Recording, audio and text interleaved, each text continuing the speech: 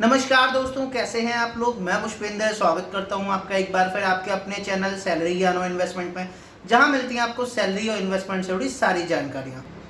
दोस्तों, आज हम बात करने वाले हैं कि इंडियन ऑयल कॉरपोरेशन लिमिटेड में स्टडी लीव का क्या प्रोसेस है। बहुत सारे लोगों ने पूछा है कि सर स्टडी लीव का क्या प्रोसेस है आईओसीएल में, तो आज हम बात करेंगे उसी के बारे में।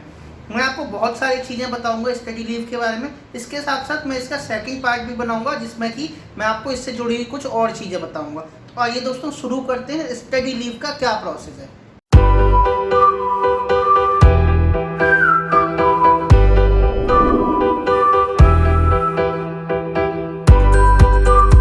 दोस्तों, स्टडी लीव होती क्या है पहले मैं ये बता देता हूँ। स्टडी लीव क्या होती है, अगर सपोज करिए आप किसी कंपनी में काम कर रहे हैं, अब आप चाहते हैं कि मैं यार और पढ़ाई करूं। कुछ लोगों का, कई लोगों का मन होता है, उनको एमबीए करने की चाह होती है, वो कभी कहीं फॉरेन यूनिवर्सिटी में जाके कोई कोर्स करना चाहते हैं, हायर स्टडीज़ के लिए जाना चाहते हैं। तो ये सारी जो चीज़ें आती हैं, अगर ये सब आप जॉब करते हुए करना चाहते हैं तो आपको जॉब से एक छुट्टी लेनी पड़ती है, जॉब से एक लीव लेनी पड़ती है, जिसको हम स्टडी लीव बोलते हैं।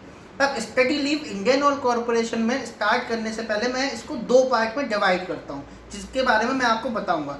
देखिए, दो तरीके हैं। आप 5 साल से पहले अगर स्टडी लीव के लिए जाना चाहते हैं तो क्या प्रोसेस हो। 5 साल के बाद अगर आपको कंपनी में काम करते हो 5 साल हो गए हैं तो उसके बाद क्या प्रोसेस होती है, इन दोनों के बारे में आज हम बात करेंगे। ठीक है, पहली बात, अगर आप 5 साल से पहले इंडियन ऑयल में काम करते हुए स्टडी लीव के लिए जाना चाहते हैं तो होगा क्या।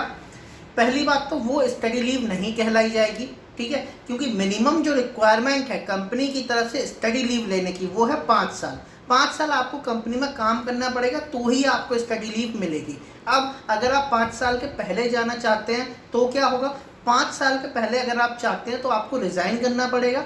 आप एक रेजिग्नेशन लेटर डालेंगे, 1 महीने में आपका रेजिग्नेशन लेटर क्लियर हो जाएगा। ठीक है, उसके बाद आपने जो फर्नीचर लिया होगा, आपने जो पीसी लिया होगा, या फिर आपने कंपनी से जो जो चीज़ें ले रखी होंगी उनकी कुछ रिकवरी होती है। रिकवरी ऐसा नहीं है कि पूरा का पूरा पैसा देना पड़ेगा, नहीं। रिकवरी में क्या होता है, डेप्रीशिएशन वाइज रिकवरी होती है, मतलब जितना डेप्रीशिएट हो गया होगा उसके बाद जितना बचा होगा उस पार्ट की आपको रिकवरी देनी पड़ेगी। ठीक है, अब इसी में 5 साल से भी पहले, और अगर आप 3 साल के अंदर अगर आप जॉब छोड़ के जाते हैं, रिजाइन करके जाते हैं, तो सिंपल सी बात है, आप बॉन्ड साइन करते हैं तो वो बॉन्ड आपको फिल करके जाना पड़ेगा। ठीक है, लीव लेके जाने पे या स्टडी लीव लेके जाने पे कोई ऐसा नहीं होता कि आपका बॉन्ड ट्रांसफर हो जाएगा या फिर आपको बॉन्ड नहीं भरना पड़ेगा। तो 3 साल के पहले अगर आप जाते हैं तो आपको बॉन्ड देना पड़ेगा। प्लस जो रिकवरीज मैंने बताई हैं, फर्नीचर की रिकवरी हो सकती है, पीसी की रिकवरी हो सकती है, आपके कैफेटेरिया की रिकवरी हो सकती है, आपने अगर कोई लोन लिया हुआ है तो उसकी रिकवरी आपको देनी पड़ेगी। ये सारी चीज़ें आपको करनी पड़ती हैं। तो ये जो प्रोसेस है ये तो है 5 साल से पहले अगर आप जाते हैं तो ये प्रोसेस है। नाउ वी विल मूव कि 5 साल के बाद अगर आप जाते हैं तो क्या होता है। 5 साल के बाद अगर आप जाते हैं तो एक्चुअल में स्टडी लीव होती है।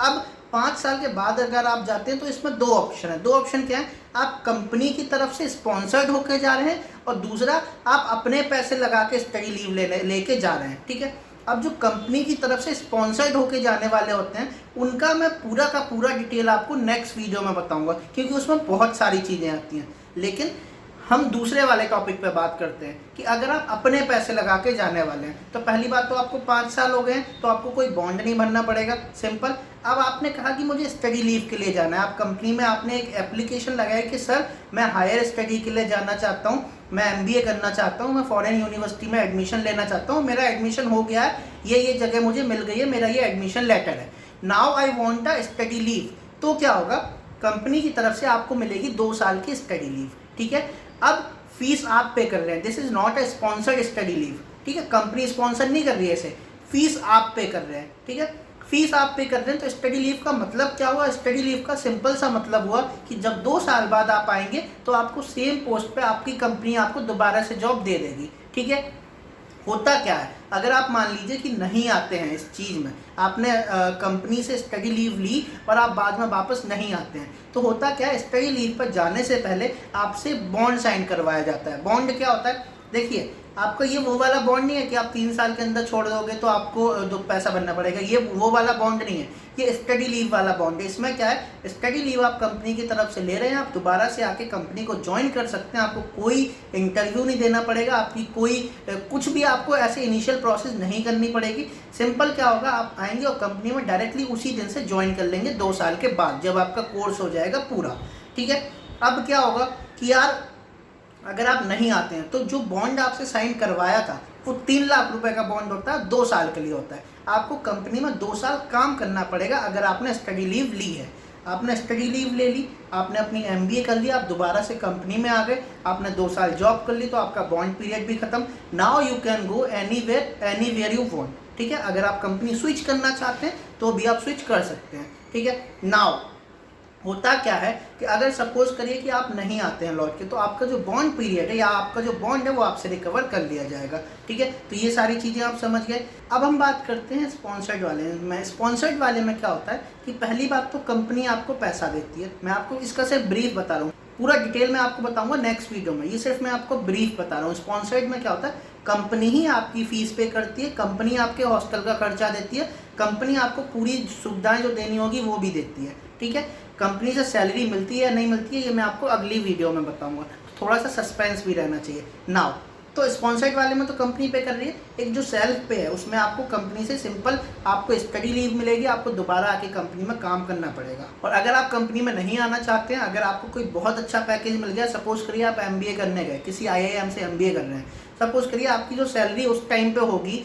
जब आप स्टडी लीव 2 साल बाद करके आ रहे हैं, सपोज करिए आपकी 20 लाख रुपए सैलरी है या 25 लाख रुपए सैलरी है, उसके बाद अगर आपको कहीं पर 40 लाख रुपए का पैकेज मिल जाता है, तो आप 20 लाख या 25 लाख वाली सैलरी में तो नहीं आओगे, तो आप इंडियन ऑयल कॉर्पोरेशन ज्वाइन नहीं करोगे। तो आप क्या करोगे, सिंपल से अपना बॉन्ड जो आपने साइन किया हुआ है उसको फिल करोगे और उसके बाद जाके अपनी कंपनी दूसरी जहाँ पे भी आपको जॉब मिली है उसको आप ज्वाइन कर लोगे। तो दोस्तों ये है स्टडी लीव का पूरा प्रोसेस IOCL में। स्पॉन्सर्ड वाले का नेक्स्ट वीडियो में बताऊंगा।